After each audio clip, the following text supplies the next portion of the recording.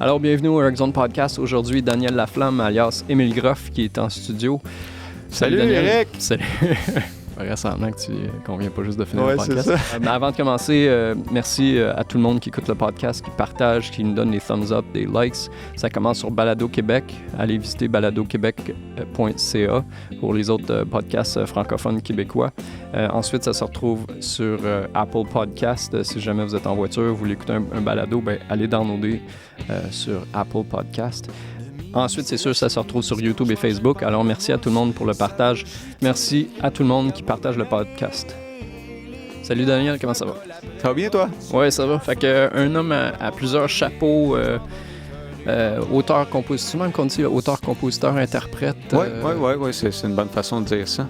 Anciennement acteur, je sais pas à quel niveau ça se mélange à ton œuvre aujourd'hui, mais tes chapeaux, dans le fond, tu mets ça où? As-tu un garde-robe de 6 pieds de long? Oui, là, j'ai rénové le garde-robe parce que j'ai 4 enfants, je suis facteur 40 heures, auteur, compositeur, interprète. Oui, c'est ça.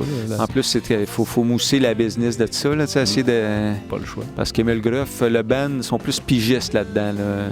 Ils s'impliquent moins dans la propagande de la chose. Fait que c'est pas évident, tout ça. C'est pour ça qu'à un moment donné, tu payes le monde, puis tu leur dis « fais-le à ma place ».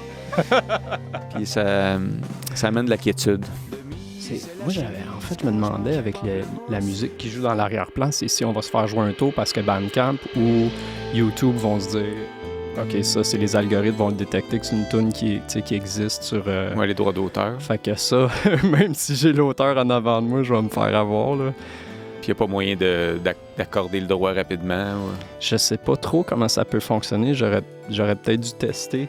Fait que à ce niveau-là, peut-être que moi, je pourrais le mettre en post-production. Admettons que tu me racontes une anecdote, puis on veut vraiment cibler cette tune-là. Ah, c'est sûr que ça serait mieux de gérer les tunes après coup, je pense, en post-prod. Ouais, parce qu'à ce moment-là, on pourrait peut-être demander... On sait pas où on va aller. Peut-être je vais te parler de certaines tunes qui seraient pas dans la liste, nécessairement. Puis je checkais tes tunes, dans le fond, je mettais ça sur Spotify. Après ça, j'ai commencé à découvrir Bandcamp. Tu m'avais suggéré Bandcamp en premier lieu, puis les gens, s'ils veulent aller écouter la musique, c'est sur Bandcamp. Spotify aussi, ça, c'est... dans le fond, c'est toi qui fais tout le travail qui va aller mettre ça. J'engage des gens, puis ils font la distribution numérique. T'sais. Ça se ramasse partout.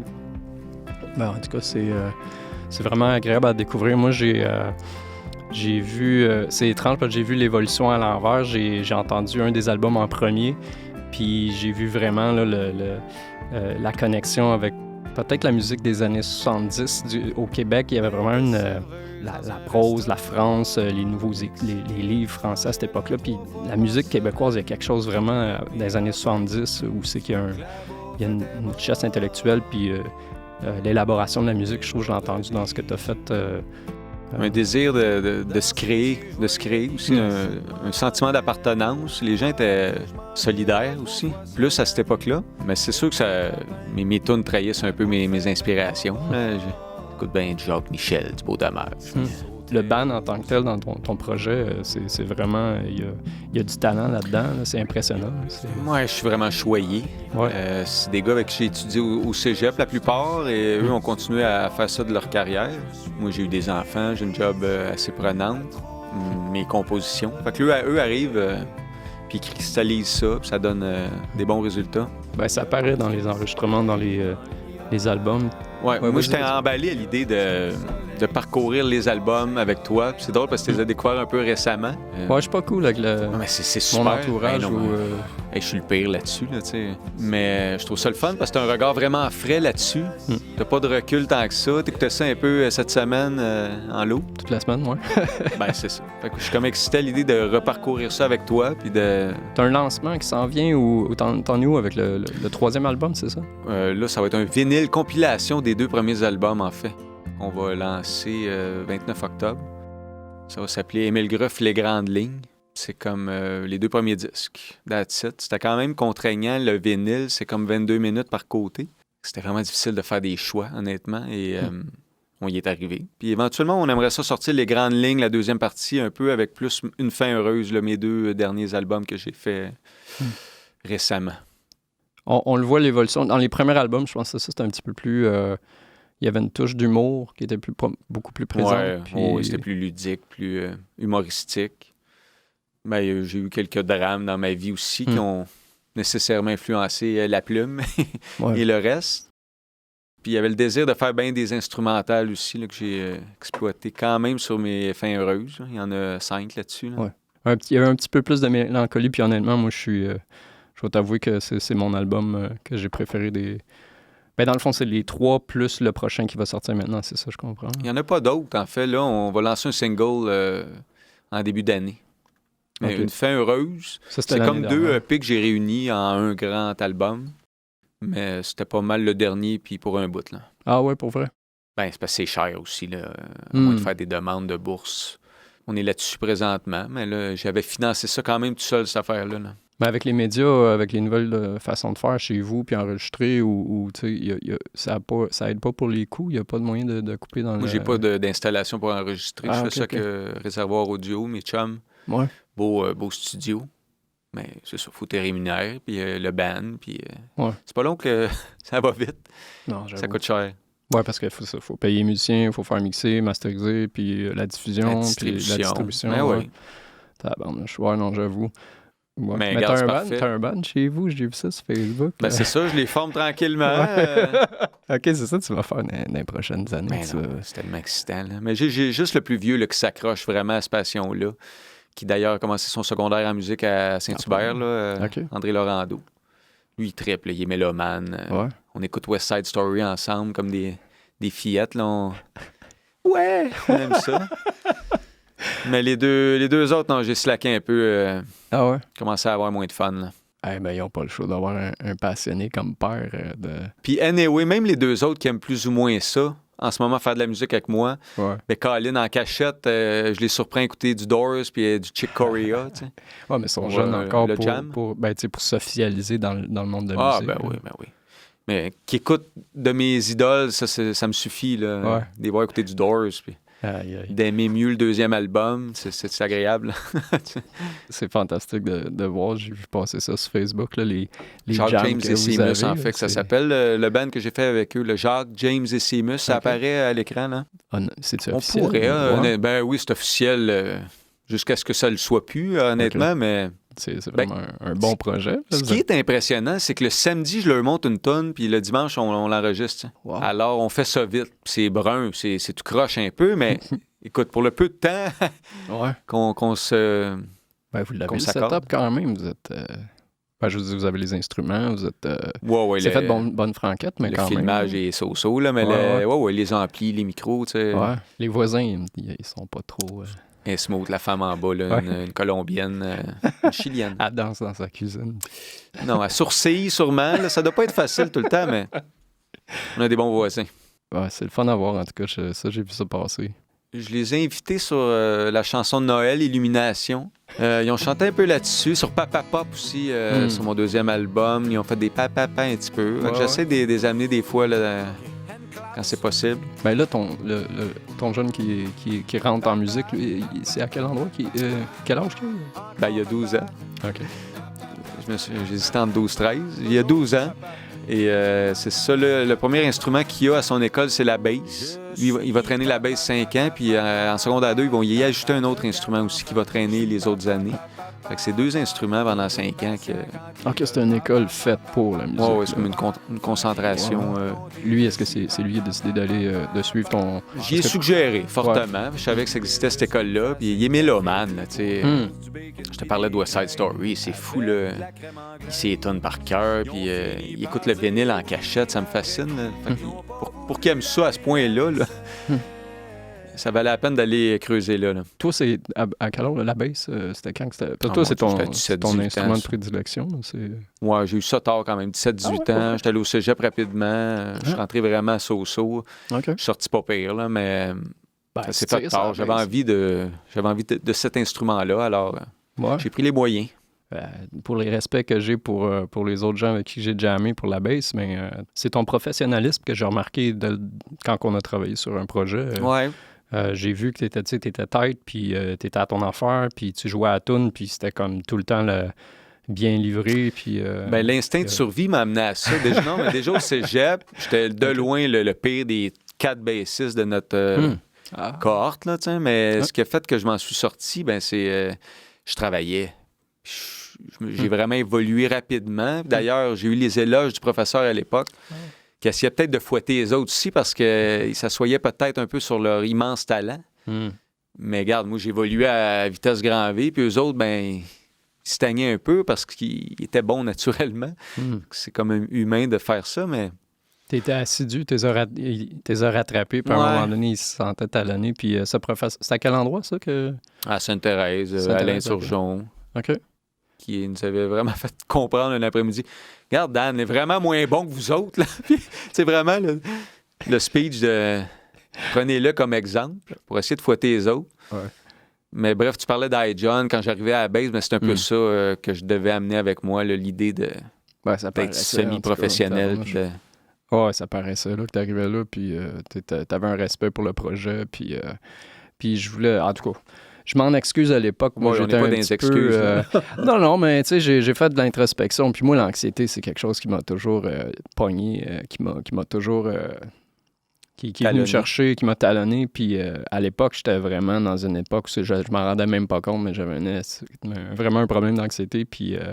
Quand je fais de l'anxiété, je shut down. Puis souvent, c'est ça, j'étais alerte de tout ce qui se passait autour de moi, des gens super sympathiques, puis vraiment, qui étaient là autour de moi, qui voulaient participer au projet. Puis moi, à un moment donné, des fois, je shut down, puis j'étais conscient que ça arrivait, puis j'étais juste pas capable de le verbaliser. Puis en tout cas, je m'en excuse à toi, puis j'en ai parlé avec Raph aussi, puis... Mais en tout cas. En fait, c'était peut-être la boucane qui était trop dans la place à l'époque, dans mon cas, mais je me souviens pas de quoi t'excuser tant que ça. Attends, tu fais-tu une métaphore où tu fais référence à un événement de boucane? Non, mais on était battu un peu dans ce temps-là. Ouais. Mais je me souviens pas pourquoi t'excuser par contre. Ouais. Étant donné que de toute façon, c'était tellement musicalement loin de moi, cette affaire-là, mais c'était vraiment le fun à... Mais c'est un peu moi aussi qui est parti à la dérive. J'ai pas senti qu'il y a eu des malaises tant que ça. J'aurais aimé être plus en mesure de verbaliser puis d'échanger, tu sais, puis de rejoindre les gens autour de moi. Je voulais pas juste avoir comme un bassiste ou un drummer. Toi, tu l'as-tu rencontré ça dans d'autres projets ou dans celui-ci avec Émile Groff, d'avoir à prendre le lead puis à avoir un rôle que toi, tu te sens pas nécessairement à l'aise, d'avoir à expliquer qu'est-ce que tu vois comme vision pour le band ou... Non, là, Émile Groff, c'est moi, c'est clé en main, cette affaire-là. C'est ça qui est le fun, il n'y a aucune ambiguïté. Il y a un temps où j'aurais aimé ça que des gens s'impliquent vraiment plus pour construire les chansons. À un moment donné, j'ai comme abdiqué parce que ça n'arrivait pas. Fait que tu m'as dit d'attendre après le monde, tu prends les choses en main. Puis je suis heureux de ce rôle-là, de tout contrôler. C'est un peu ça que tu faisais dans Hey John, veux pas. Ouais. Puis ça m'a jamais gêné, tu sais. C'est un univers, anyway, que je connaissais plus ou moins, le grunge torturé, là. J'aime bien la mélancolie, moi. Fait que je suis rentré là-dedans, puis regarde, je vais essayer de faire des basses là-dessus, mais... Hey, ça sonnait, man, sérieux. Je me souviens de quelques vidéos que j'ai écoutées récemment. C'était le fun, hein? Ouais? T'avais posté ça au RAF, là? Ceux qui veulent aller voir, c'est High John Music sur Facebook. Ici, on le voit exactement. Ouais, c'était agréable, ce projet-là. J'ai vraiment trippé. Puis le projet, en fait, après ça, on a continué, mais Raph, à un moment donné, s'est désisté. Puis c'est ça, la mélancolie puis l'anxiété, je pense, a dévoré le band. Mais en fait, je pense que c'est un frigidaire aussi qui a achevé le band, là, mais...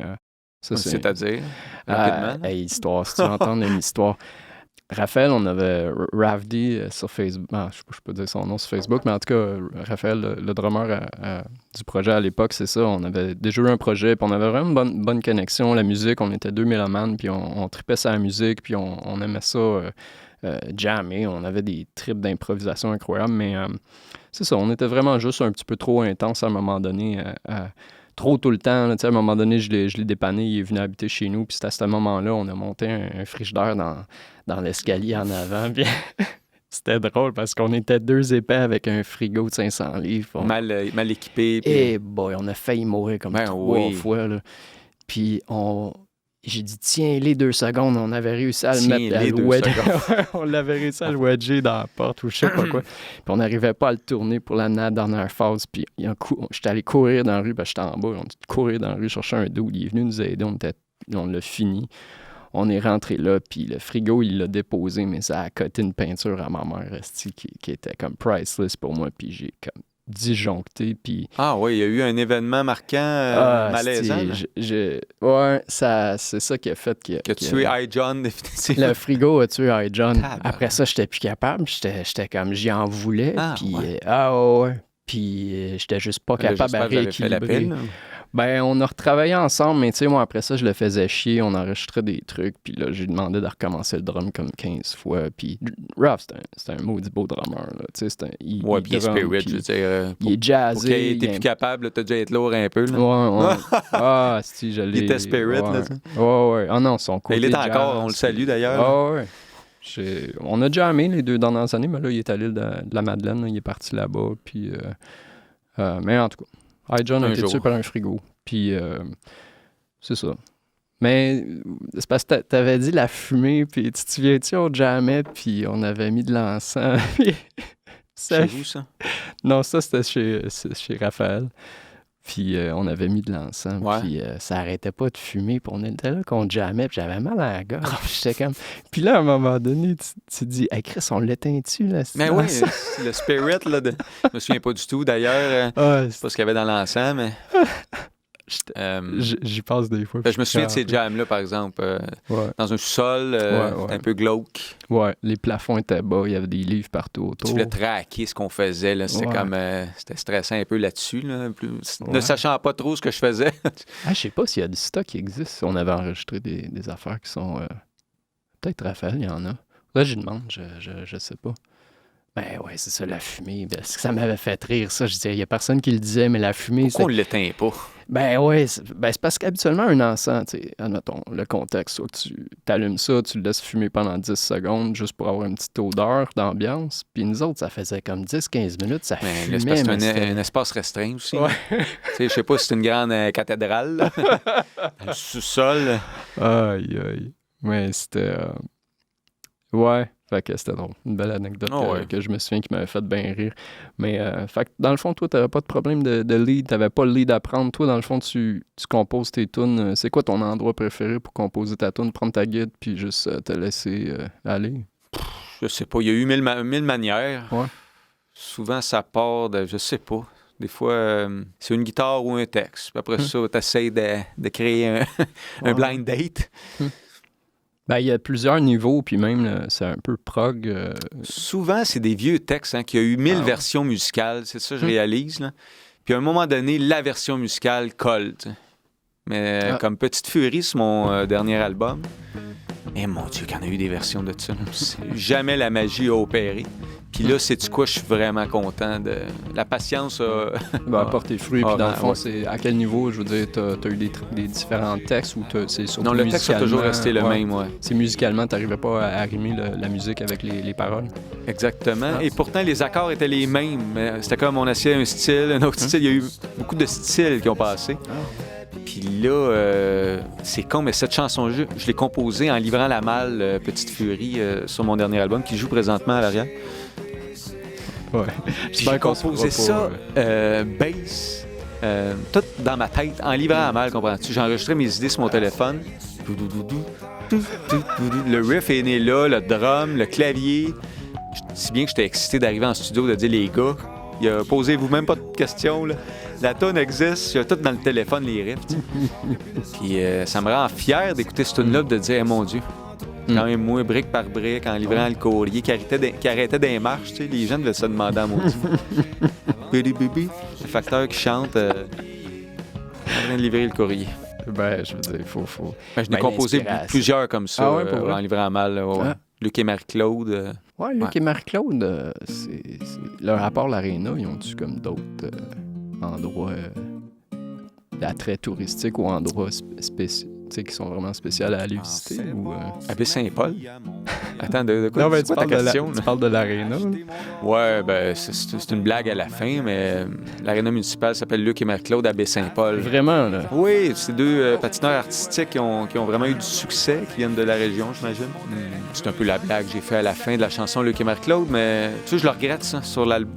Ouais, d'avoir mis ce petit sketch, de petit speech-là à la fin de la tonne. C'est un des petits regrets que j'ai. Ah, pas vrai? Pas nécessaire tant que ça. Ah, non, c'était... Tu l'aimes, toi? Ben ouais, OK. ouais. Ah ouais, Des moi, fois, on ben, n'a c'est pas de ça. recul, hein? Non, sérieux, il y a de la profondeur, l'histoire, la prose, les tournures de phrases, c'est vraiment... Mais cette chanson-là, je l'aime, mais c'est le texte à la fin, je parle, qui est parlé. Ben, tu racontes pourquoi tu as déménagé Ouais, là, c'est puis là, ça. tu y vas... Ah non, OK, moi, toi, je t'as trouve aimé ça? Ah ouais. Ben, c'est ça, je suis content. Ben, T'es je prêt, dis pas toi, juste là, ça parce que t'es là. Non, c'est ça, moi, c'est... Tu viens de l'écouter, Ouais, c'est vrai que ça offre un regard unique parce que moi, vraiment, c'est frais dans ma tête. Tu peux pas avoir plus frais que ça, là. Non, t'es pas biaisé non plus par... t'es venu me voir en show plusieurs fois, ou tu me connais depuis... Ben, je l'avais regardé sur YouTube. Je pense que t'avais fait un show, ça, je l'avais écouté. Avec Luc et Marc-Claude? Ben, peut-être pas cette Non, tune-là, pas ça. mais... ouais. Ben ça, à Baie-Saint-Paul, il y a 3 tunes que j'ai composées rapidement. Puis c'est une trilogie, dans le fond. C'est Luc et Marc-Claude. C'est Papa Pop. Puis c'est... Ouais, l'autre, elle n'existe pas encore. Sur album, elle est vraiment bonne. Les Visiteurs. Faut aller voir le clip sur YouTube. Je fais ça guitare-voix, là, c'est un peu tout croche, mais la tune est vraiment bonne. Le texte, c'est que le premier étape est Saint-Paul. Nous, on pensait qu'on verrait pas plus personne, parce qu'on est rendu loin. Mais si boire, man, la folie, toi. Tout le monde descendait en vacances. Ou je t'ai dit, ça a duré 2 mois et demi. Là, à tous les semaines, il y a comme des familles chez vous. Là. Ah ouais? Je te dis, à la fin de l'été, t'es brûlé. Puis, c'était mon chum Jean-Seb à la fin de l'été. J'aurais dû être content de le voir, mais j'étais comme plus capable de voir du monde. Mais la toune Les Visiteurs, elle résume bien.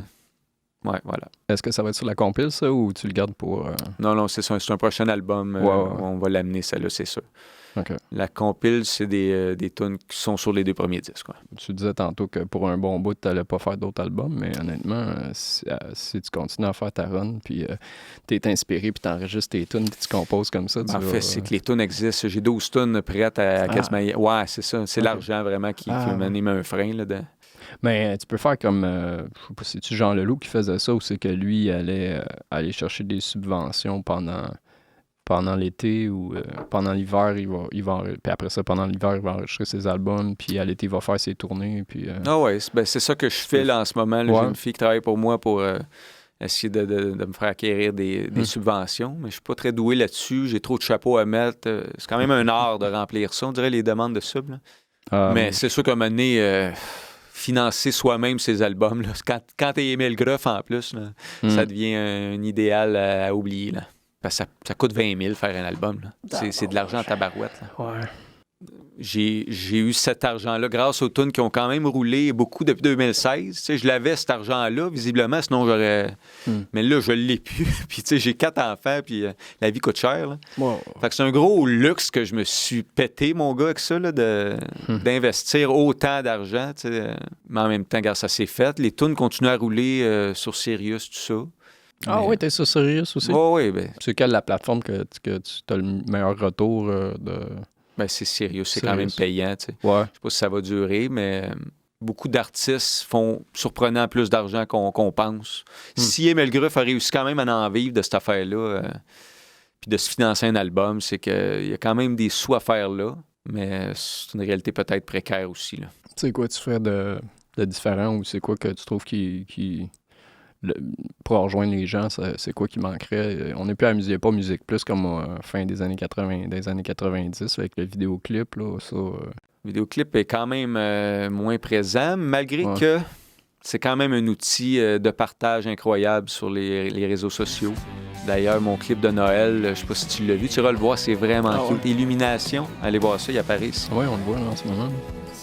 J'ai fait ça avec mes enfants, man. On a tellement eu du plaisir et de la haine parce que, oui, tu finis par taillir là-dedans, là, mais 2 jours de temps, on a tourné ça. Puis, calé, c'était magique. La toune est bonne. Ouais.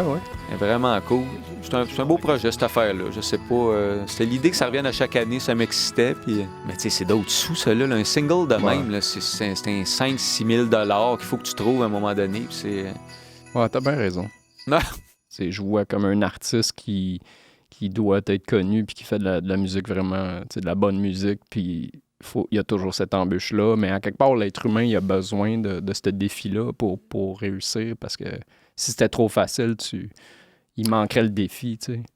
Je sais pas. Je pense qu'il y a moyen aussi de diffuser des musiques très low-fi puis d'en vivre, tu sais. Ouais. Daniel Johnston, mettons, où il y en a des artistes marginaux qui n'étaient pas si broadcast, puis moi, j'aime ça rémunérer aussi ma gang comme je peux. Ouais. Tu sais, le studio, ils vivent de ça. Les musiciens vivent de ça, sont généreux de leur temps sans bon sens. Comme tu n'as pas le choix de payer les artisans autour de ça. Ça revient minimum 5-6 000. Puis même ça, c'est sous-payé bien du monde, je pense. Ouais. Alors, c'est sûr, il faut une économie. Puis, on ne sait jamais. Dans un futur, peut-être que le capitalisme sera plus en charge de nos vies. Puis, on pourra créer parce qu'on a envie de s'enrichir culturellement. Ouais. Puis, on peut le faire aussi. Regarde, là, Jacques James et Seamus, là, on fait pas une scène avec ça. Puis, tu sais, quand ça apparaît à l'écran, mes fils, là, mes enfants, là, le bench avec eux autres, là, regarde... on se sent bien à faire ça. On fait pas de maudite scène, mais puis les gens nous donnent du love, puis ça a une résonance. Ouais. Fait que il y a moyen de tirer dans plusieurs sens. Ben, c'est ça le trip. Dans le fond, l'objectif, c'est le trip. Puis c'est peut-être pour ça, moi, dans le fond, le volet, ben, tu sais, pour une personne qui est la pièce centrale du band, d'avoir à jouer le leader, à quelque part, ça enlève l'espèce de, tu sais, de côté créatif où ça vient brimer la spontanéité, puis le côté je laisse sortir mes émotions, puis je compose quelque chose. Puis toi, ça n'a jamais été un problème de juste triper, là, puis de... Ben, je trippe quand je les compose. Ouais. Ça dure longtemps, souvent, puis c'est des tunes que je traîne depuis longtemps. Puis à un moment donné, quand je vois les musiciens, ben, c'est parce qu'il faut l'enregistrer. Fait qu'il n'y a pas d'espèce d'être ensemble puis de la créer, la tune tant que ça. C'est vraiment, gars, j'ai les charts, les gars, ils ont écouté les tunes, puis j'étais un peu, OK, on est on the spot. Mais en même temps, ça pourrait être plus magique, sûrement, si on prenait le temps d'être comme Harmonium, d'aller à Saint-Césaire puis de triper longtemps, là, mais on n'a pas le temps tant que ça. Fait qu'on... C'est notre workflow, puis c'est tout, là. C'est pas plus grave non plus. Ouais, c'est ça. J'avais un ami musicien que lui, un band de métal, puis lui, c'est ça, il disait « J'ai plus le temps de jammer, je peux pas aller boire, fumer, puis aller dans un endroit pour pratiquer des tunes sans arrêt, puis aller faire des shows après ça. Puis on aimerait ça enregistrer, puis tu sais, à un moment donné, à un certain âge, faut que tu pratiques chez toi, puis là, t'arrives, puis c'est un travail, dans le fond. Faut que tu le vois de même, t'as pas le choix, à un moment donné. Là. Sinon, c'est un loisir vraiment prenant ou... C'est ça, Mané, t'as des enfants, t'as des responsabilités... Il va falloir que tu coupes ailleurs parce que c'est du temps que... Ben, c'est parce qu'il faut peut-être de la maturité, là, tu sais, comme être dans un sol, puis jammer, puis passer une soirée à boire, puis à ben là, c'est ça. À quel point tu as évolué à la toune aussi, là, rendu là.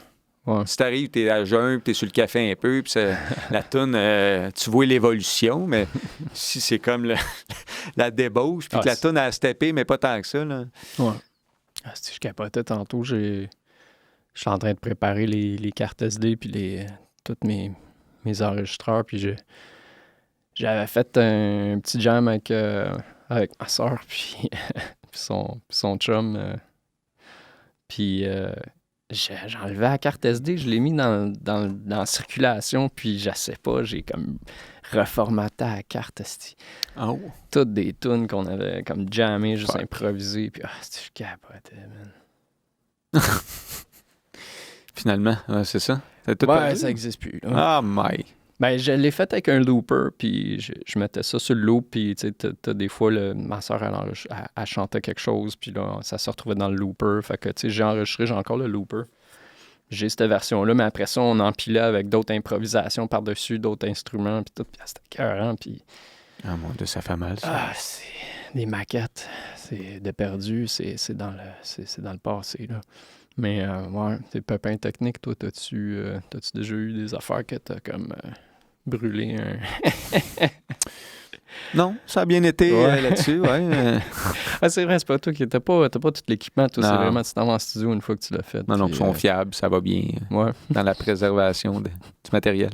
Je viens pas de me vendre, là, si on viendrait jamais enregistrer ici. Ouais. Ça va brûler la carte SD. Tabarnouche. Où c'est que tu vas aller dans la conversation? Tu me sembles être quelqu'un qui a un filon ou un endroit à aller... Ben, je partirais du premier album. Je pourrais te cibler les 3 tunes que j'ai choisies. Puis on pourrait... ou des petites anecdotes de comment j'ai construit le premier. Ben ouais, si tu veux. Ah, c'est une bonne idée, ça. Après ça, s'est le passé deuxième comment? un peu, puis Ouais. la fin heureuse. Le premier album, ça s'est fait à Saint-Zénon, pas si loin d'ici, j'imagine, c'est un chalet ou le Wild. T'es arrivé là avec le band Saint-Cyr qui était là, Hugo, 5 jours.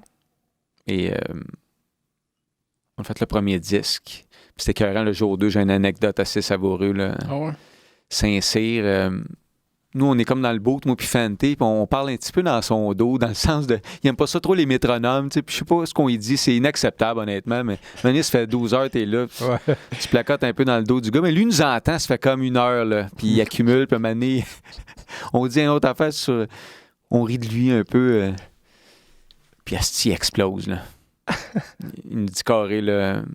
Moi, j'étais carré, je vous entends depuis tantôt, là. Je calisse mon camp.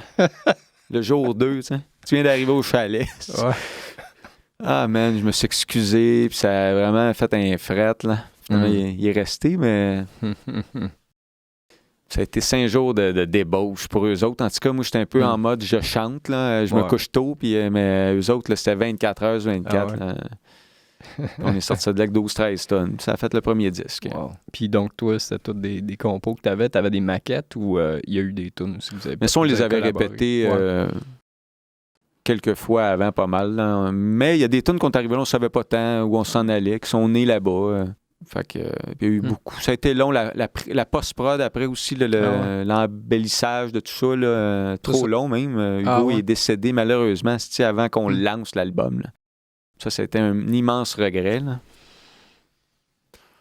Imagine, on est allé au studio en 2013, puis il est décédé 2015. Fait qu'on était 2 ans là, à travailler là-dessus, puis...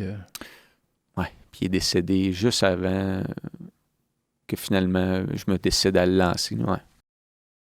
Ah oui, C'était touché à le lancement, là. C'était mon chum Jarret au drum, mais tu sais que c'est ça. C'était Hugo avant, là, pareil. Là. Ouais. Fait que t'avais un regret, tu dis, que par rapport à ça n'a pas été lancé dans le temps qu'il voit sortir cet album-là. Ouais, puis... il me semble qu'on aurait pu...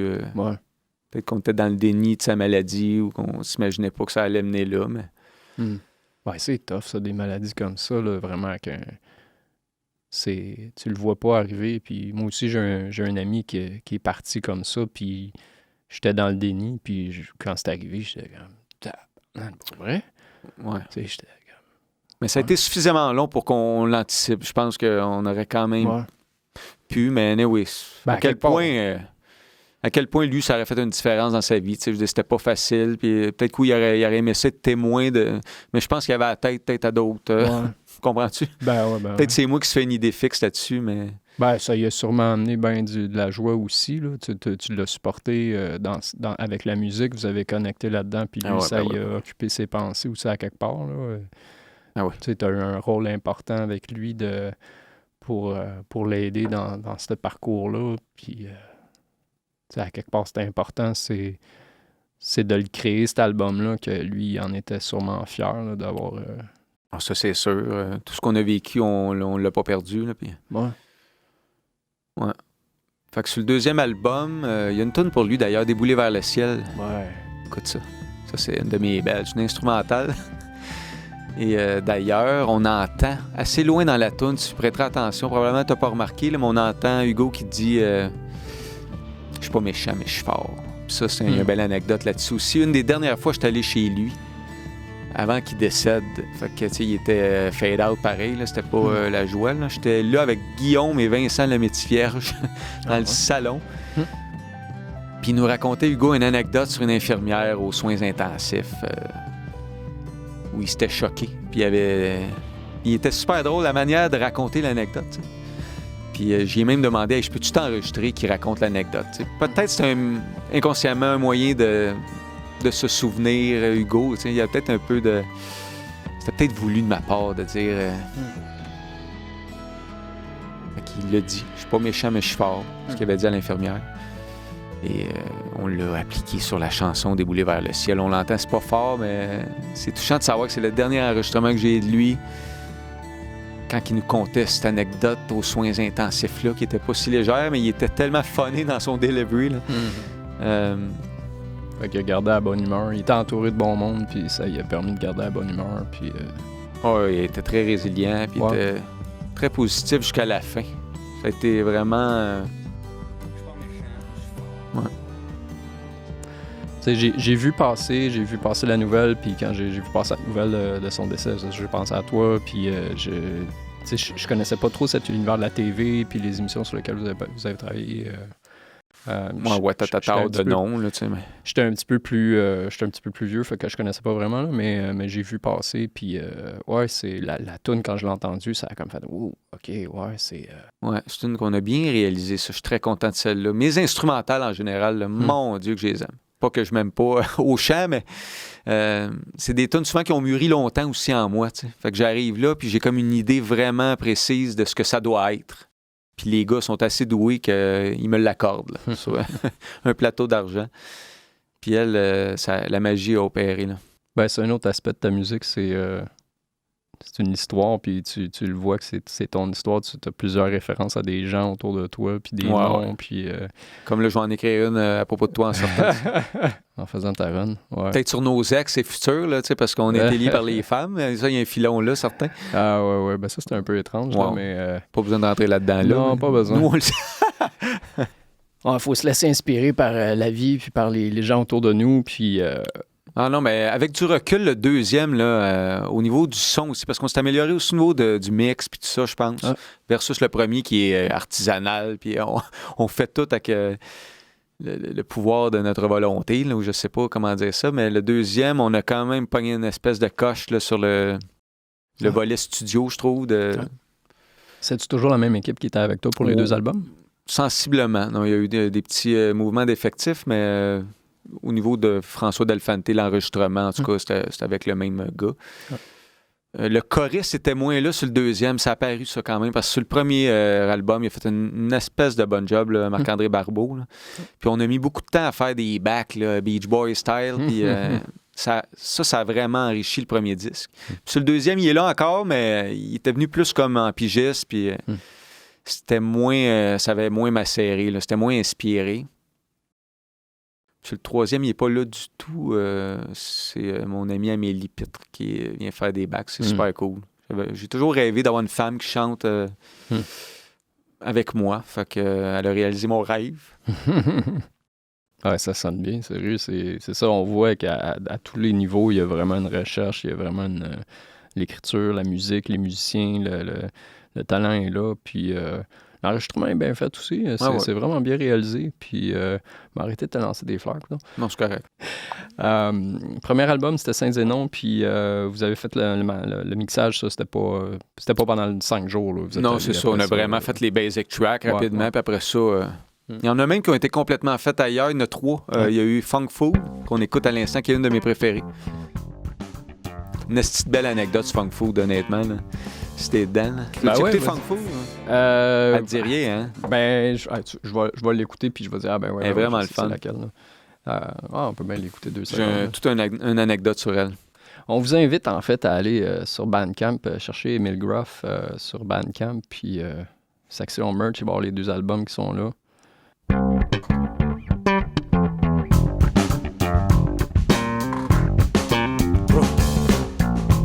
Ta sœur chante là-dessus. On l'a vraiment baissé dans le mix parce que... En tout cas, je t'en parlerai après. Ta sœur nous chantait sur 3 tonnes. Ben oui, il me semble, j'avais reconnu la voix.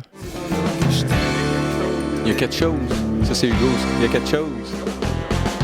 Toi, t'aimes le junk food, le honky tonk et punk food. 3 accords dans ton assiette. Assis-toi pas, je veux te voir danser. C'est dans le que je t'aime. Il est fun du bout, là. Bon.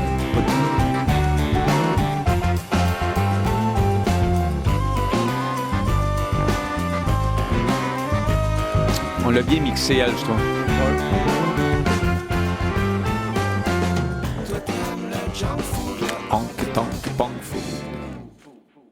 Fait que ça avait été 2e album. Non, premier album, excuse-moi. Ça, c'était à Saint-Zénon. Ouais, Non, c'est ça. Elle a été enregistrée chez Clément Rosa à Châteauguay avec Accro et on n'a plus grand-chose à dire. Il y a juste ces 3-là qu'on a comme enregistrés après coup. Ça lui manquait tant trop de party. Trop de party, trop d'ambition de faire trop de tonnes. Ouais. Le pire, c'est qu'il y en a 2-3 qu'on n'a pas retenus de Saint-Zénon. Fait que ça revient au même. Il y en a 2-3 qu'on n'a Qu'est-ce pas que t'as- retravaillé. Ah, ça fitait pas avec On le les aime style. un moins. Puis, Qu'est-ce que t'en as fait, eux autres? il existe encore les roughs du Wild, mais on n'en a rien fait. Aïe, ça. Puis c'est pas disponible nulle part. C'est-tu des B-sides? C'est quoi là? Ils sont pas finis. Il y a juste eu les Ok. basic tracks. Tu sais. Ah, faudrait ouais. refaire les voix. Faudrait... Aïe. Puis tu vois-tu du potentiel? Non, avec ces c'est tunes-là? pas tant. Ah non, pas tant. Mais Funk Food, Ouais. je t'explique ça. ben L'autre oui. jour, une belle anecdote. Je suis en train de couper des légumes un vendredi soir. J'ai mes enfants.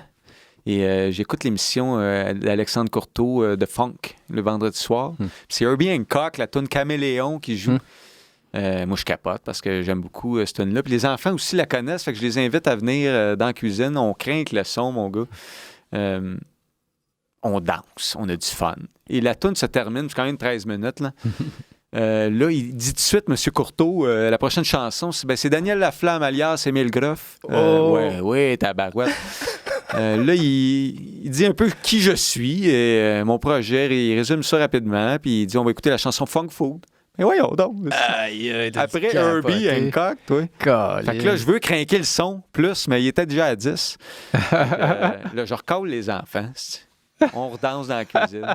C'était malade. C'est un moment unique, ça. Fait que c'est une tourne un peu biz. Mais étonnamment, tu vois, elle a joué là, mais elle joue aussi beaucoup sur les galaxies. Elle a joué pas mal, plus que j'aurais pensé, celle-là. Tu sais. Voilà, mon anecdote sur Funk Food. Fait que tu sais, des fois, il y a des tunes, t'es pas sûr, mais c'est faut aller au bout de tes rêves. pour te retrouver sur Galaxy. Ouh! Ben, je veux dire, c'était rendu sur Galaxy, je sais pas c'est à quel poste, là. C'est dans le fond, c'est la musique franco ou c'est comme... il Ouais, diffuse, toujours franco-country ou ouais. chanson francophone. Ah, ouais. Franco-country, ça roule beaucoup.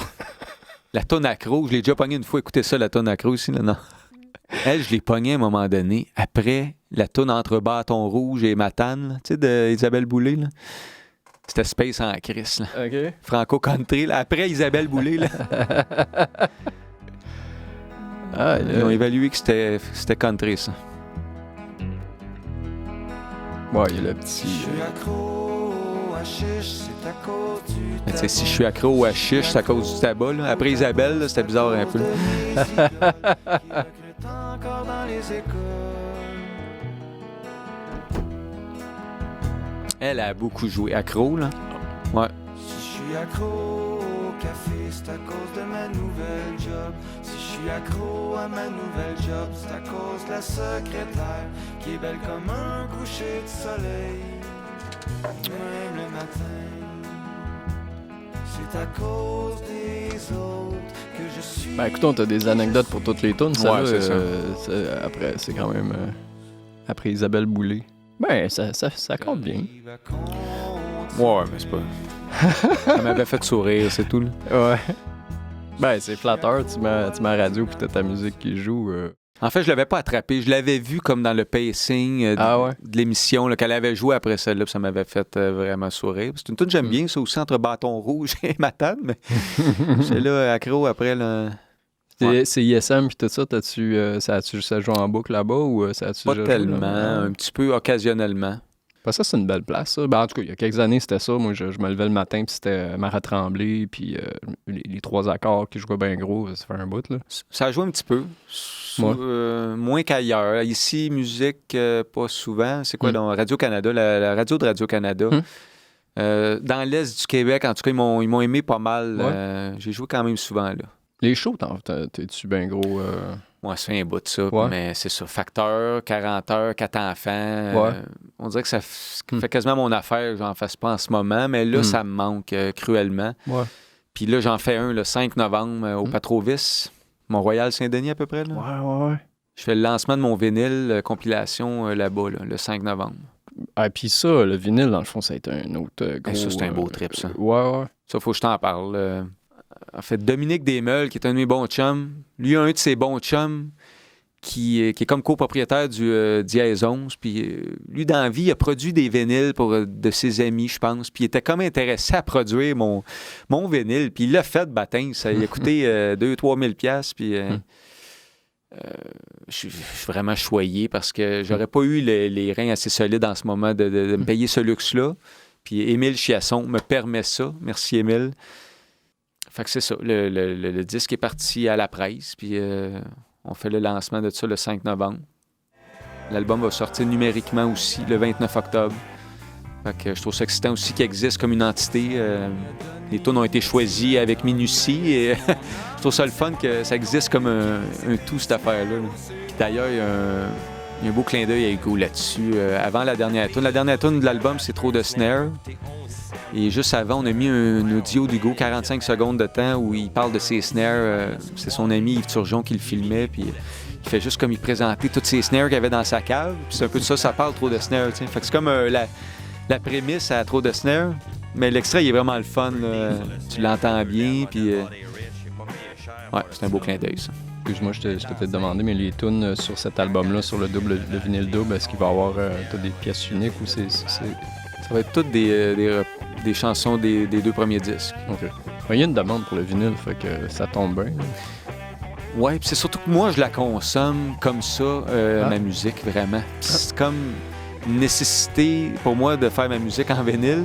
Surtout que tout ce que je sors depuis 2 ans, c'est juste en numérique. Puis ça me fait chier, parce que le CD est mort. Là, tu peux plus faire de CD dans la vie. Puis anyway, moi, je les maltraite, mes CD. Fait que ça me prenait un vinyle de mes affaires. Puis la compilation me permet ça. C'est ça, les limites de temps, comme je t'expliquais, c'est 22 minutes par côté. Ben c'est correct d'avoir fait une sélection. Puis sinon, tu m'as fait heureuse, j'aurais jamais rentré ces vinyles. Il aurait fallu couper des tonnes. Puis là, ça fait mal au cœur un peu, je trouve, d'être obligé d'enlever des chansons d'un album.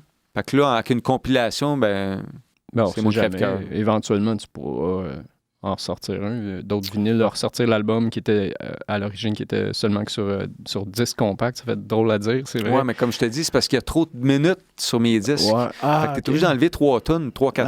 OK. Fait que c'est là que ça fait chier. En tout cas, pour la fin heureuse, qui est assez longue. C'est pour ça qu'une compilation de mon dernier travail, ça va être la prochaine étape. Là. Émile était dedans. On va voir le fiasco financier que ça va être.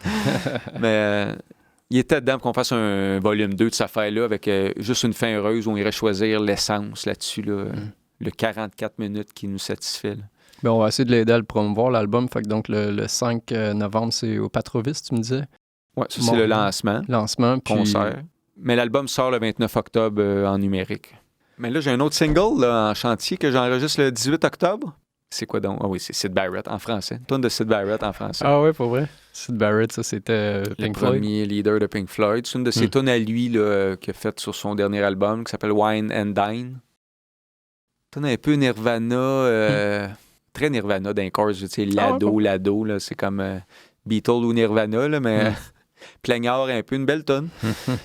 Puis j'ai fait une maquette de ça. Je l'ai envoyé à la gérance de Syd Barrett, puis ça prenait les droits de cette affaire-là. Là. Puis ils m'ont donné les droits. Fait que on va enregistrer ça.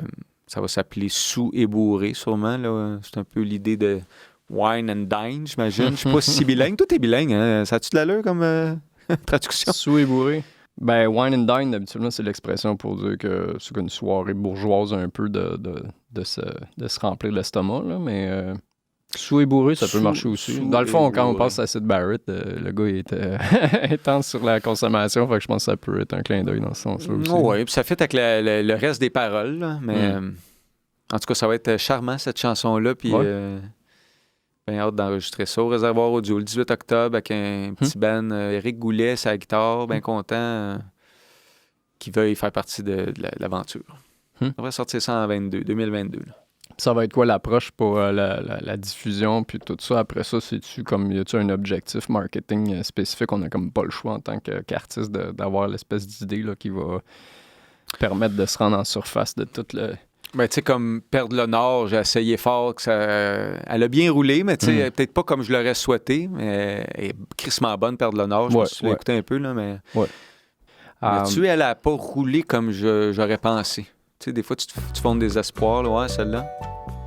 J'espère qu'on peut parler en même temps que c'est les tunes, parce que c'est tes tunes. Si jamais il y a quelqu'un chez YouTube ou Bandcamp ou je sais pas quoi qui dit que je suis en train de... On va trouver le moyen. Dude, l'artiste, il est en avant de moi, là. Ouais, c'est ça. C'est moi. Colin, il m'autorise à faire jouer sa musique, là. Parce que je pense qu'il faut parler en même temps qu'il y a le truc comme ça. Il n'y a pas de genre de truc de plagiat. Ou... Ah. Je connais pas tous les règlements. Je suis pas un... Ça dépend des fois, on dirait. Moi, c'est arrivé que je pose des vidéos sur Facebook. Puis des fois, je m'en rends pas compte, mais là, le droit d'auteur, il me le censure. Mais d'autres fois, ça passe. Puis... Parce que tabarouette, si on met toutes tes tunes puis on les passe une après l'autre, moi, je vais me faire flaguer puis ils vont m'enlever la vidéo puis YouTube, je sais pas... Il y a sûrement un moyen de leur dire que je suis là. Puis... Il est là! He's right there, man! Ça, est-ce que Perdre le Nord, ça, c'est carrément un single qui est arrivé par la suite, là, toute l'inscription. Cet été, qui parle du réchauffement climatique. C'est une crise de belle tune. Puis elle aussi, j'ai une anecdote savoureuse. C'est mes enfants qui l'ont composée. Ça, c'est très drôle. Pas toutes, là, mais... Un moment, j'étais allé au dépanneur, à l'épicerie. Et je suis revenu, puis ils m'ont dit, tout excité, on a composé une chanson. Et ils l'ont parti. Puis c'était le soleil tape sur ma peau, l'humidité a pris le contrôle. Je te dis, c'était carrément le début de ma tonne que j'ai repris. Mais ils n'ont jamais voulu la retravailler avec moi. Je leur ai lancé plein de perches. Chaque année, j'ai dit, garde, m'a fini votre tonne. C'était 2 lignes.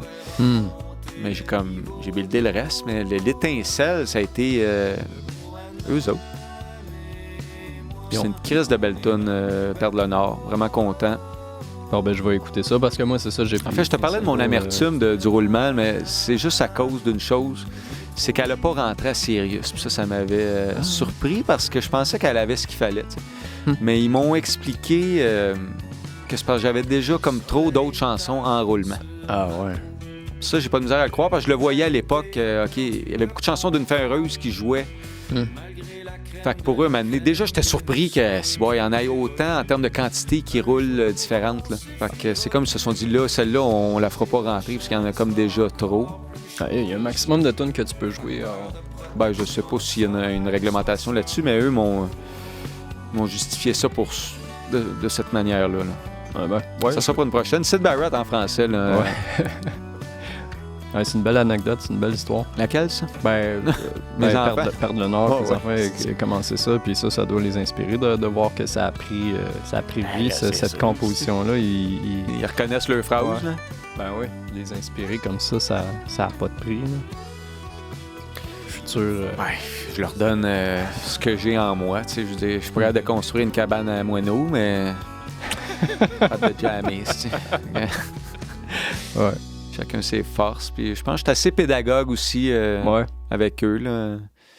C'est important de ne pas éteindre le feu. C'est ça que je réalise avec mes deux autres. Faut que tu saches donner de l'air quand c'est le temps, sinon le feu, c'est ça. Ouais, c'est ça. De léguer le savoir, en tout cas, ça, c'est tellement fascinant à voir les yeux, les enfants qui s'illuminent puis qui sont fascinés par ce que tu leur racontes. Puis ils sont... tu formes leur cerveau, là, en temps réel, tu vois la réaction dans leur face, comment ils s'accrochent à tout ce que tu dis, puis tu as une responsabilité. C'est ça qui est merveilleux. Tu n'en as pas d'enfant, toi, mais tu es capable de le théoriser, là, mais... c'est ça, j'ai été avec quelqu'un pendant longtemps, puis il y avait 2 enfants, 2 petits gars, fait que j'ai c'est ça, vu le phénomène. Je l'ai vécu. Non, je l'ai vécu, là, puis j'avais l'instinct paternel, là, je voulais vraiment... à ce moment-là, puis ils sont arrivés au bon moment dans ma vie, puis ça a été tellement une belle expérience ça, de pouvoir leur raconter des histoires, leur faire découvrir des trucs, puis ça n'a pas de prix, ça. C'est ça. À un moment donné, ils vont peut-être trouver ça moins cool, ce qu'on leur ramène, fait que j'en profite. Là, c'est quoi, Les Misérables, l'autre jour, la pièce de théâtre, là? Ils ont sorti un album de 1983 en France, là. Moi, j'ai joué ça jeune, puis ça fait partie de moi, mais... c'est ça, en roulant en char, de leur mettre les 2 disques, là, puis qu'ils écoutent captivés. Puis même Joséphine, ma petite, elle s'identifie à Cosette un peu, là, la petite fille avec la voix angélique. Des voix s'intéresser à de quoi d'assez compliqué à aimer pour eux autres. C'est quand même pas facile. Là. Mais quand tu dis tu faisais jouer ça, dans le char, là, on roule, puis on... Ouais, mais toi, quand tu étais jeune, tu jouais, mais tu le faisais jouer l'album, mais tu te jammais pas avec, parce que tu as commencé à 16. Quand j'étais petit, je faisais de la comédie musicale. Je chantais cette affaire-là un peu sur scène, là.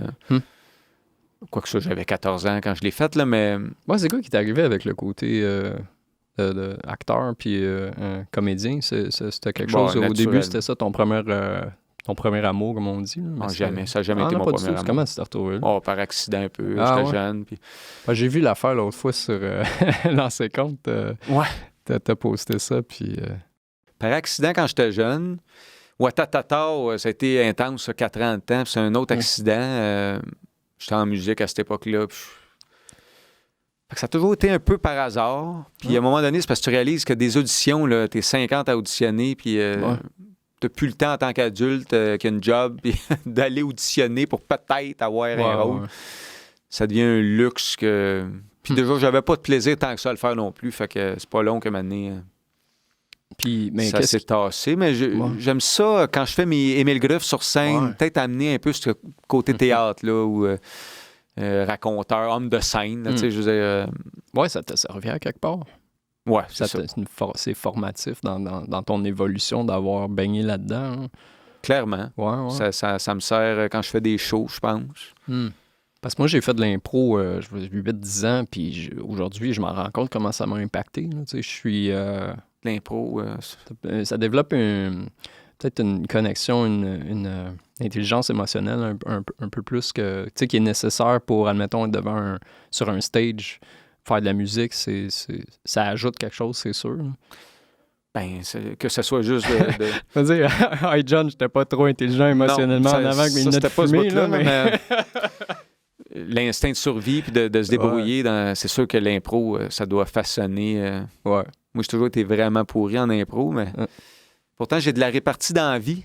Mais on dirait que le côté être sur scène puis le stress que ça implique, on dirait, je deviens page blanche. Ah, OK, ouais. Ben, sinon, je l'ai jamais tant essayé, par exemple, mais j'ai toujours vu ça comme vertigineux, l'impro. J'ai jamais osé.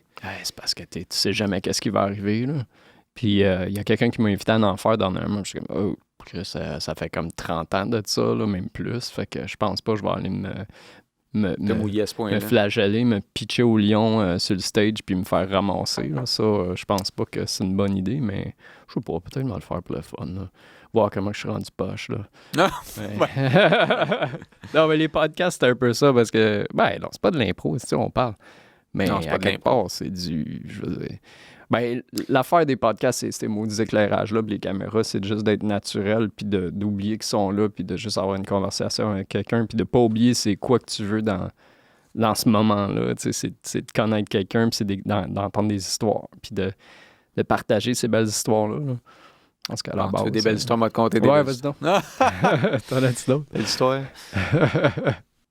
Ben, toi, qu'est-ce que tu vas faire après, dans quelques années, une fois que ta famille vont tout être devenus des musiciens connus, puis toi, tu veux écrire un 4e, 5e album, le style va-tu avoir changé? Tu vas plus être dans du jazz ou... Tu sais, le prochain album va ressembler à Fin heureuse, je pense. C'est-à-dire qu'il y a plusieurs instrumentales, puis il y a plusieurs tunes que ça fait longtemps que je traîne. Il y en a des plus récentes. Va être un peu lourdeau. Va ressembler à La Fin heureuse, je crois, le prochain. C'est atmosphérique, ça, cet album-là. Je l'ai vraiment aimé, La Fin heureuse. Là, la tourne au coin Saint-Denis de Bienville. Hein. Tu l'as sûrement aimé, celle-là. Là. Peut-être tu ne replaces pas de même, là, mais c'est qu'elle est bien habillée, elle. Puis tu sais, j'en ai une aussi sur le prochain qui va être dans cette esthétique-là. Ben écoute donc, Fin heureuse, Bandcamp... faut que j'aille à droite, c'est ça. Il est dans l'onglet à droite pour ceux qui cherchent il est où. Là. Quand tu vas dans le merch, il est à droite. Oh, the time has come to open my heart wallet. All right. Je vais te donner de l'argent. C'est ça. No thanks. Ben non, je dis pas no thanks, je dis see you later. Tantôt, je vais repasser puis je vais l'acheter l'album. Là, il va-tu m'empêcher d'écouter ta tune? Non. OK. Il fait juste avertir que OK. C'est assez. Ouais, ben c'est ça. Il y a un côté...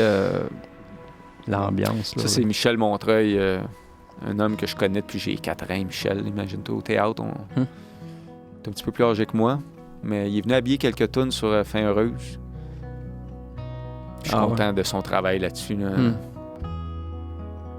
J'ai beaucoup aimé cet album-là, honnêtement. Là, j'ai commencé avec celui-là. En fait, je l'ai tout écouté. Puis là, après ça, j'étais allé avec les autres. Puis je me disais, il s'en va-tu vers quelque chose de plus... c'est ça. T'as pas regardé les dates, voir là? Non, c'est ça. Moi, j'écoutais ça sur Spotify. Puis ça jouait. Puis je me posais pas de questions. J'étais en train de faire un feu dehors à la fin de soirée. Puis ça jouait. Puis... Tu sais, j'ai pas joué beaucoup de musique dans mes tunes. Mais les instrumentales, c'est moi. T'sais. Ça me remplit de joie aussi de participer musicalement. Tu sais. De pas être seulement le chanteur, compositeur. Fait que ça, je suis content de m'entendre, tu sais.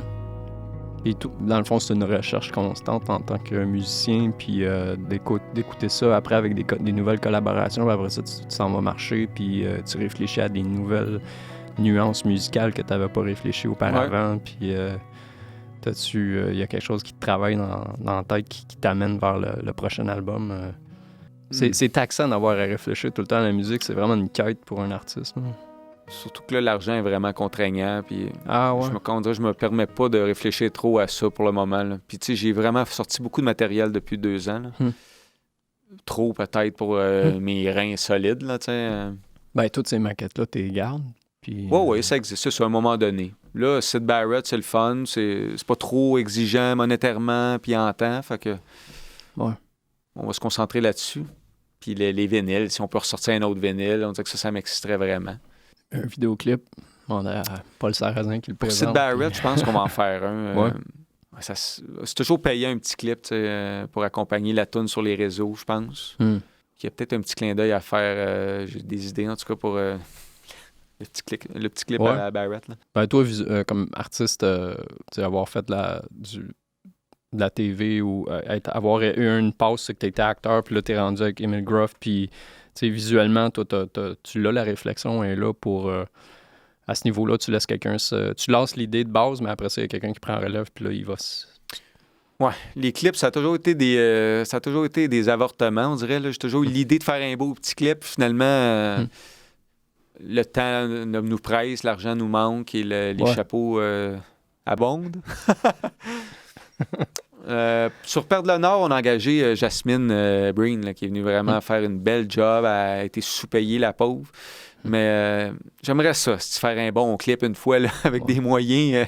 Ben, comment tu le vois, les clips? Toi, tu veux-tu un clip où c'est qu'on voit vraiment beaucoup le band, puis c'est comme un look live, puis entrecoupé d'images pour aborder l'émotion qui est présentée dans la musique? Idéal pour Barrett, là, moi te le dire, là, on dirait ça serait de reproduire un peu un de ses derniers shows où il faisait du lip-sync. Il faisait pas le lip-sync qu'il devait faire, tu sais. C'est Roger Waters en arrière qui a comme fait le lip-sync. Là. Il était parti, lui, le pauvre gars. Il était comme figé un peu. Puis ça pourrait être drôle, ça, d'être figé en avant. Puis t'as le band qui groove. J'avais cette idée-là, mais ça pourrait être vraiment d'autres choses. Puis plein de bands l'ont fait, cette affaire-là, on dirait, dans des émissions anglaises où il fallait qu'ils fassent du lip-sync. Je sais que Super Furry Animals ont fait avec Show Your Hand. Là. C'est ça la tune, en tout cas? Ah, qui se moque du lip-sync? Ouais. Ils sont comme... Ah oui, il y en a t'as le reste du band qui groove, mais t'as le chanteur qui est là pour montrer que c'est ridicule. ouais. Hey, ça, c'était bizarre, ça, dans les années... on parlait 90, on dirait ça. Oh, tant qu'à... Ouais. Ben, Milli Vanilli, ça, c'est le... Qu'est-ce que ce lip-sync-là, ouais, mais d'être dans des émissions, puis de... Ouais, faire semblant que tu chantes, là, c'est juste de la grosse promo corporative musicale, là. Ben ça, c'est... Hey, les musiciens, ils n'ont pas été chanceux, quand même, là. Quand tu regardes l'historique de la musique... d'avoir été... C'est comme aujourd'hui, ça va, on peut se produire nous-mêmes, puis on arrive à accoter le niveau de qualité, mais à l'époque, années 90, je sais pas quand, c'est les grosses corporations qui avaient mis la main là-dessus, puis tu te faisais arnaquer, là, ils te piquaient ton argent, puis... Exactement, puis tu devais faire des idioties de même un peu. Ouais, c'est ça. Mais en même temps, c'est ça. Ouais, à cette heure, il y a plus d'accès, mais il y a plus de défis aussi, j'ai l'impression. Il y a plus d'offres, nécessairement. La compétition... Ben, tu étais automatiquement inclus dans des gamiques de diffusion que tu allais rejoindre à l'échelle internationale, puis tu étais assuré au moins de... En tout cas, les producteurs de musique, eux, qui ont le flair, qui vont voir un musicien, vont vraiment le côtoyer, puis voir c'est quoi qu'il veut faire, puis après ça, ils font tout l'enregistrement, le mixage, la diffusion, puis tu n'as pas besoin de t'inquiéter de ça, puis tu peux concentrer sur la musique, puis c'est ça. Aujourd'hui, il faut jouer à la game, là, mais on prend tous les chapeaux, dans le fond. C'est pas évident, là. Non. Ouais. Mais toi, t'as un bon entourage, quand même. Ça, c'est quelque chose de mon bord, moi, que j'ai... Ouais. Être entouré de gens qui sont... Des professionnels dans leur domaine. Ouais. Connexes à toi, qu'est-ce que tu as besoin, tu l'as, ton entourage, là. Puis qui t'offre pas des deals un peu, tu sais, ça finit par te coûter moins cher. Tu sais, du troc, tu fais de l'échange, toi, t'offres quelque chose en échange pour une réduction des coûts à quelque part, là. Ouais, je leur donne de la visibilité, puis c'est comme le studio, ils font pas beaucoup de musique en ce moment non plus, fait qu'ils... C'est comme si... ils mettent la main à la pâte, puis ça leur apporte aussi de l'expérience de ton band, dans le fond. Tu veux-tu nous présenter tes... Je vais te parler des musiciens. Ouais, s'il te plaît, ouais. Il faut pas que j'en oublie ou que non, c'est ça. C'est bien compromettant, cette affaire-là. Mais le studio, c'est le Réservoir Audio. Ça. Vraiment un bon studio. C'est des chums, puis ils sont gearés, ça n'a pas de bon sens. C'est écœurant. Après ça, le band, le noyau dur, c'est pas mal Nicolas Jarret, un gars que j'ai étudié au cégep. Mathieu Royer à la basse. Ben Racine, guitariste de blues, ça n'a pas de bon sens. Ben, lui, il est écœurant. Lui, ça fait pas si longtemps qu'il est dans mes affaires. C'est un gars à qui j'ai étudié au cégep. On n'a jamais été chum au cégep tant que ça. Puis un moment donné, la vie fait qu'il est dans mon band en ce moment. Tellement un bon gars, mais lui, ça m'a fasciné. Le premier show qu'il a fait, je pense que c'est le 6 avril 2018. Non. Ça, ouais, au lancement de mon deuxième. Puis asti, il savait 32 tonnes par cœur. Comprends-tu? Tout le monde taxait lutrin, puis un peu stressé. Puis lui, il venait d'arriver dans le band. Puis écoute, il devait improviser un peu dans tout ça, j'ose croire, là, mais ça me fascinait. Le gars, zéro lutrin, dans sa tête. Puis tu sais, mes tunes, c'était un peu truffé de pièges, là. Ça reste des accords souvent simples, mais tu sais, un petit 5-4 à un moment donné, puis des petites mesures irrégulières, puis des... Faut que tu ailles appris les tunes, là, parce que il y a des gens bêtes. Et lui, il a traversé ça, mon gars, là. Ben Racine. Sinon, on a Amélie Pitt qui vient chanter régulièrement. Au clavier, Olivier Côté ou Guillaume Rochon. C'est pas mal ces deux amours-là. Fait que ça, en ce moment, c'est ma gang. Ben ça, c'est une autre affaire. Tantôt, je mentionnais, tu sais, t'as un band quand t'es jeune, puis t'aimes ça, boire, fumer, puis triper, puis la musique, c'est ça qui joue avec la musique, qui fait que la musique, tu découvres ça, puis que tu tripes avec d'autres mondes, mais à un moment donné, c'est ça, tu deviens professionnel, puis l'autre affaire, c'est ça, c'est qu'à un moment donné, il faut pas que tu le prennes personnel quand quelqu'un a 2 bandes ou 3 bandes. Puis ça semble être le cas pour bien des groupes où c'est que... Ou même quelqu'un qui te dit, regarde, j'ai plus le temps, puis bonne suite, tu sais. Ouais. C'est arrivé, ça. C'est arrivé d'ailleurs avec François Dubé, mon bassiste, c'est mon premier disque. Mais sais-tu quoi, regarde, c'est lui qui joue sur Repère de l'Honneur, puis il est revenu finalement un peu, tu sais, mais la vie à un moment donné fait que, regarde, ton projet, j'aime bien ça, mais j'ai d'autres choses plus payantes, plus attirantes, fait que faut laisser un peu nos rancœurs, puis... Sinon, c'est comme un couple, des fois, tu sais, tu parlais de Raphaël tantôt, puis comment ça... Ben c'est ça, un band, c'est pas un couple, c'est ça. Puis je le voyais de même. Tous les films que j'avais vus, tu sais, admettons, The Doors, on jasait de ça, puis The Doors, ou toutes les bandes, je veux dire, t'étais dans un band pour réussir, puis c'était cette band-là. Mais tu sais, pourquoi que les Beatles, quand ils ont fini, ils se sont pas juste dit, man, on prend un break, là, va faire ton truc, c'est cool, je vais t'aider, je vais t'encourager, montre-moi tes tunes que tu fais, puis va faire ton band. On dirait qu'il y avait comme pas le choix d'être les Beatles. Tu penses? Moi, je pense que c'est correct que ça finisse. Ouais, c'est un peu triste que ça finisse dans la merde à ce point-là. Ouais. On dirait que je sais pas si c'est le cash ou c'est la boîte de production ou whatever, Apple ou je sais pas c'était quoi le truc de leur label, mais tu sais, t'as pas besoin d'officialiser que c'est fini. Pourquoi il faut que tu officialises que c'est fini? Les gars, ça y à la face, ils s'entretuaient. Ouais. T'as juste le goût que ça finisse. Là. Ça, je peux le comprendre. Ouais. C'était toxique un peu. Regarde, je suis pas au fait tant que ça, mais... Il y avait une mentalité d'être dans un band à l'époque, j'ai l'impression. C'est qu'il fallait que tu respectes que tu es dans ce band-là puis tu peux pas aller voir ailleurs, entre guillemets. Là. C'est vraiment weird. Ben, moi, je le vois souvent comme ça. Je sais pas, peut-être qu'il faudrait que je revise mon approche. D'autres exemples? Là. C'est vrai que les groupes étails assez... c'est rare que ça butinait puis ça revenait tant que ça. Ouais, c'est ça. Pas tant d'exemples. Plus dans les années 80 où les se le permettaient, mais... Ouais. Ben, c'est parce que t'as une grosse machine d'argent. Tu as un band, puis t'es redevable à ceux dans les investissements, ceux qui ont investi dans ton band. Fait que ils ont pas le goût de... Ils n'ont pas le temps d'aller... je sais pas, c'était quoi le film avec Freddie Mercury dernièrement, là, où c'est que lui, à un moment donné, il a abandonné Queen, puis il est allé faire son propre truc. Puis en tout cas, d'après le film, il aurait réalisé qu'il n'y avait pas l'instinct musical assez pour être seul, puis gérer un album, où je pense qu'il en avait fait 2 sans Queen, là, puis il est revenu... Tu sais, Freddie Mercury, incroyable, mais c'est ça, t'avais besoin du reste du band. Ouais, mais les Beatles, c'était pas... je pense qu'il n'y a pas un cas qui est pareil. Là. Je pense qu'ils étaient dû se séparer. Puis heureusement, ça a donné des carrières solo. Probablement que ça aurait stagné en tant que Beatles, je sais pas. Comme Mick Jagger, il est parti à un moment donné, il a fait un... il n'est jamais vraiment parti, je pense. Il n'est jamais vraiment parti, mais c'est ça, tu sais... Lui, t'es bi, lui, fait que... C'est probable. Il voulait aller voir David... il voulait aller voir ailleurs. Puis, Ouais, il est allé voir ailleurs dans tous les sens du terme, mais... Ouais. En tout cas, allegedly, comme on dit. Là.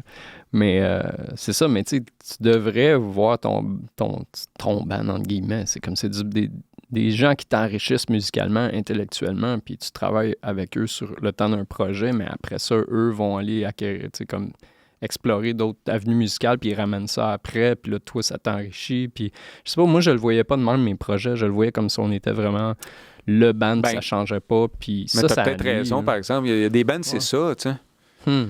Je pense que tu avais raison de le penser que c'est moi. Émile Gruff, c'est tout sauf ça. Tu sais, c'est moi qui compose, qui expose, puis qui impose, puis que... Ouais, imposer, c'est un gros mot. Je pense pas que c'est clair pour tout le monde qui sont pigistes là-dedans. Tu sais, c'est ça qui arrive. Tu sais. Même si je t'ai dit qu'il y avait un noyau dur, les gars sont là. C'est pas un band. Tu sais. Mais toi, ce que tu avais comme vision, c'est ça, les gars soudés qui amènent de l'eau au moulin, puis qui définissent le son, puis... Ouais. Je pense que c'est louable de l'envisager comme ça, mais d'avoir d'être lucide face à ce que t'es, c'est une bonne nouvelle. Moi, je le vois comme ça. Je suis content dans mon rôle puis dans le rôle des autres. Puis un jour, peut-être qu'avec mes enfants, c'est peut-être ça qui me guette là, de créer de quoi de plus... tightly knit, tu sais, vraiment... Parce que mon gars, là, mon plus vieux, va être bon en tabarnouche. Là, déjà, je le regarde aller à la base, puis ça s'en vient qu'il va me battre. Là, fait que je pense qu'on va peut-être éventuellement pouvoir composer ensemble. Ça, c'est excitant, là, cette perspective-là. Ben, je l'ai vu sur les vidéos, les jams que vous avez, vous faites des... Il y a déjà des brouillards. Là, puis comme je te dis, on pratique depuis la veille. Là, puis c'est on the spot. Là. Ouais, c'est impressionnant. Fait que dans le fond, le son, c'est ça, c'est le band qui est là qui va créer le son Émile Gruff, ou toi, t'as quand même une idée de ce que tu souhaites avoir pour tel album? J'ai une idée des arrangements théoriques, mais comme tu dis, c'est eux avec leur force qui vont amener le ton. Puis c'est pas moi qui va avoir fait une recherche si approfondie, là, mais c'est plus une idée générale où je veux du xylophone, on va avoir du xylophone. Là. Mais ça, c'est l'approche un peu plus... comédie musicale, où il y a vraiment un côté administratif du projet qui est vraiment rodé, que les musiciens, eux autres, si t'es juste musicien et t'as pas étudié en comédie musicale, tu t'en rends pas compte que tu peux apprendre les charts, puis tu peux connaître les notes, puis que tu peux... Il y a une façon d'écrire qui a une raison pour qu'on l'écrit de même, ou une façon de le chanter qui est vraiment travaillée, que tu fais tes vocalises, puis l'administratif aussi, il y a ça, ou l'intention de l'émotion derrière l'album.